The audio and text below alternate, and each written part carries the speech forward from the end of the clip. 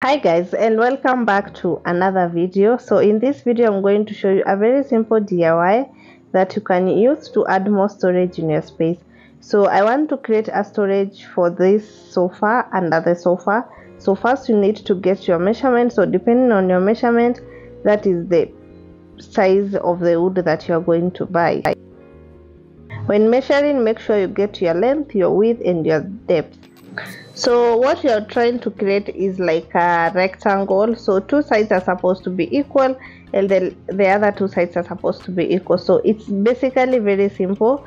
You're just going to join the four pieces together. A few people uniuliza kwenye wanaweza pata mbao. So I will say if always pata within your local area, you can try Kikomba, Side River. If you have seen my video, the one that I did for where to get the cushion, that is the same area where you can get the timber.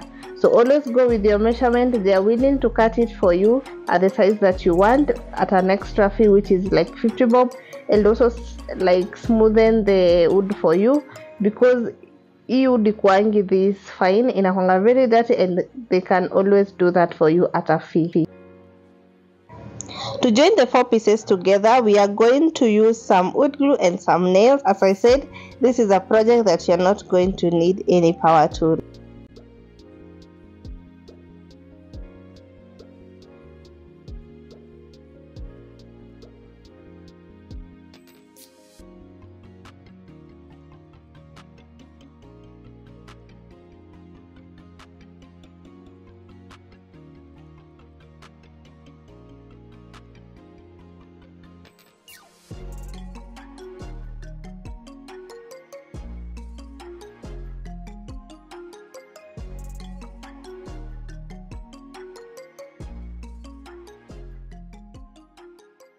So once that part is done, we are going to cover the bottom using a 9mm ply sheet.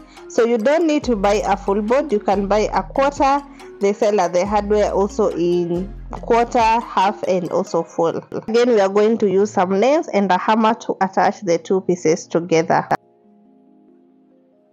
Hi guys, so I realize sometimes I do forget to introduce myself. So hi there, if you're new here, karibu sana. My name is Reggie. I do all things DIY, home makeover. So if this is the kind of vibe that you are into, remember to subscribe, like this video, leave a comment down below, and welcome on board. If you're a returning subscriber, thank you so much for always supporting my videos, for always liking them, and for always leaving the positive vibe. So thank you so much, and hope you enjoy this video.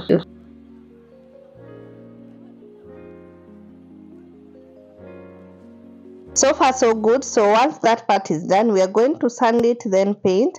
And to be honest, I lost the clip for this one, so we are going to dive right into the next step, which is adding the wheel.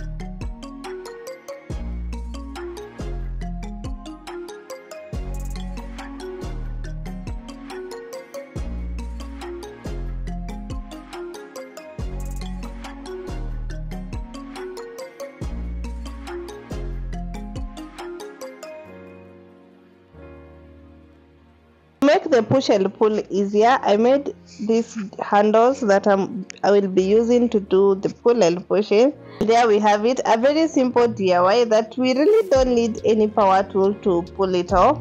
So if you really want to start with woodworking, and if you want to start DIYing, this is one of those simple projects that I will highly recommend. So thank you so much for watching. I hope to see you in the next video. Bye.